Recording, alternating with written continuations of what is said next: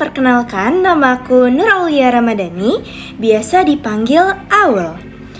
Kalau aku tanya, menurut kalian produk Indonesia apa sih yang paling gampang ditemuin di luar negeri?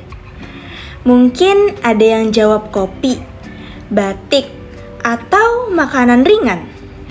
Tapi teman-teman, ternyata ada satu produk yang hampir selalu muncul di berbagai negara. Bahkan di beberapa tempat udah dianggap sebagai makanan sehari-hari, yaitu Indomie. Senin, Selasa, Rabu, Jumat, Kamisnya mana? Aku sendiri sering banget lihat konten orang luar negeri yang nyobain Indomie. Ada yang pertama kali coba terus langsung ketagihan, ada juga yang sengaja berburu berbagai varian rasanya. Dari situ, aku jadi penasaran, kok bisa ya sebuah produk dari Indonesia dikenal sampai sejauh itu? Iya, produk dari Indonesia. Padahal kalau dipikir-pikir, setiap negara punya budaya dan kebiasaan makan yang berbeda.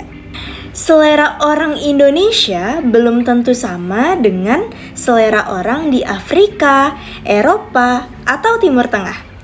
Berarti pasti ada strategi yang dilakukan supaya produk ini bisa diterima di berbagai negara. Nah, di video kali ini aku bakal ngebahas nih gimana sih strategi Indomie sebagai salah satu produk industri manufaktur Indonesia dalam memasuki pasar global. Kita bakal bahas mulai dari profil perusahaannya, strategi yang mereka gunakan, sampai tantangan yang mereka hadapi. Jadi langsung aja kita mulai. Sebelum masuk ke pembahasan utama, kita kenalan dulu yuk sama perusahaan di balik Indomie. Indomie diproduksi oleh PT Indofood CBP Sukses Makmur Tbk, salah satu perusahaan makanan terbesar di Indonesia. Mungkin nama perusahaannya nggak terlalu sering kita sebut sehari-hari, tapi kalau produknya hampir semua orang pasti udah pernah makan. Indomie pertama kali diluncurkan pada tahun 1972. Dari yang awalnya hanya dipasarkan di Indonesia, sekarang produknya sudah diekspor ke lebih dari 100 negara. Jadi gak heran kalau banyak orang Indonesia yang tinggal atau liburan di luar negeri masih bisa menemukan Indomie di supermarket.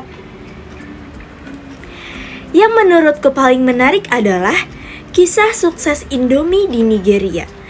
Di sana, Indomie bukan cuma dikenal sebagai mie instan dari Indonesia, tapi sudah menjadi bagian dari kehidupan masyarakat. Banyak anak-anak yang tumbuh besar sambil makan Indomie. Bahkan ada yang menganggapnya sebagai makanan favorit sejak kecil. Menurutku, itu menunjukkan kalau Indomie nggak cuma berhasil menjual produk. Mereka juga berhasil membangun kepercayaan dan kedekatan dengan konsumennya. Dan menurutku itu jauh lebih sulit daripada sekedar membuat produk yang enak. Nah, sekarang pertanyaannya sebenarnya apa sih yang bikin Indomie bisa sukses sampai ke pasar global? Kalau dipikir-pikir ya, rasa enak aja sebenarnya belum cukup. Soalnya di setiap negara itu juga udah banyak banget merek mie instan yang rasanya nggak kalah enak. Berarti pasti ada strategi lain nih yang membuat Indomie mampu bersaing.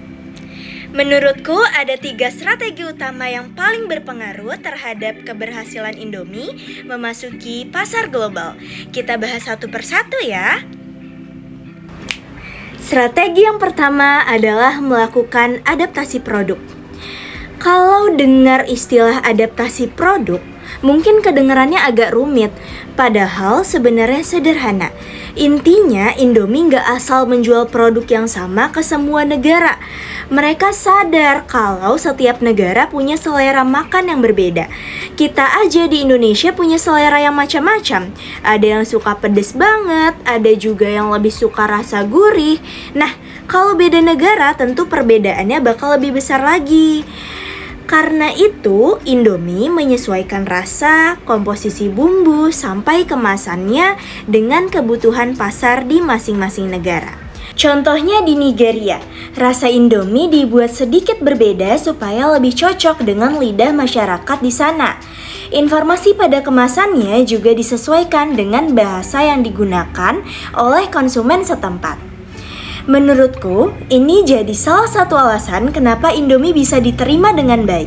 Mereka nggak memaksa konsumen untuk mengikuti produknya, tapi justru produknya yang menyesuaikan dengan kebutuhan konsumen. Strategi yang kedua adalah menetapkan harga yang kompetitif. Kalau menurut aku, harga juga punya pengaruh yang besar. Soalnya, waktu kita mau mencoba produk yang belum pernah kita beli, salah satu hal pertama yang kita lihat pasti harganya dong. Coba bayangin, ada 2 merek mie instan yang belum pernah kalian coba. Yang satu harganya masih terjangkau, sementara yang satu lagi jauh lebih mahal. Kemungkinan besar kita bakal memilih yang lebih murah dulu untuk dicoba. Nah, Indomie juga menerapkan strategi seperti itu. Mereka menjaga harga produknya supaya tetap bisa dijangkau oleh berbagai kalangan. Dengan begitu, masyarakat jadi lebih berani mencoba. Setelah mencoba dan ternyata cocok, peluang mereka untuk membeli lagi juga semakin besar. Jadi menurutku strategi harga ini bukan cuma soal menjual produk dengan harga murah, tapi juga menjadi cara untuk menarik pelanggan baru dan membangun loyalitas konsumen. Strategi yang ketiga adalah membangun jaringan distribusi yang luas.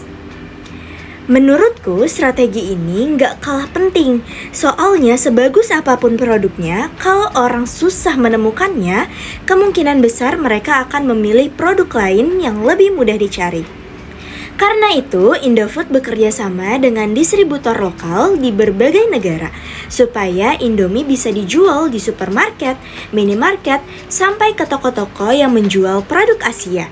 Jadi ketika konsumen ingin membeli, mereka nggak perlu kesulitan nih untuk mencarinya.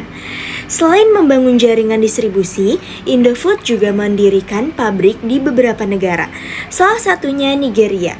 Dengan adanya pabrik di sana, proses produksi dan distribusi menjadi lebih cepat. Biaya pengirimannya juga bisa lebih efisien sehingga kebutuhan pasar bisa dipenuhi dengan lebih baik. Mereka juga aktif melakukan promosi melalui media sosial, pameran internasional, dan bekerja sama dengan influencer di berbagai negara. Menurutku promosi seperti ini cukup efektif karena membuat lebih banyak orang mengenal Indomie dan akhirnya tertarik untuk mencobanya. Walaupun sudah berhasil masuk ke banyak negara, tentu perjalanan Indomie nggak selalu mudah. Mereka tetap harus menghadapi persaingan dengan merek lokal, menyesuaikan produknya dengan aturan yang berlaku di setiap negara, dan mengikuti perubahan kebutuhan konsumen yang terus berkembang. Keberhasilan Indomie di pasar global bukan cuma karena produknya enak. Yang paling penting adalah mereka mau memahami konsumennya, berani beradaptasi, dan terus mengembangkan strategi sesuai dengan kondisi pasar di setiap negara. Dari pembahasan ini, kita bisa melihat bahwa memasuki pasar global ternyata bukan sekedar mengirim produk ke luar negeri loh.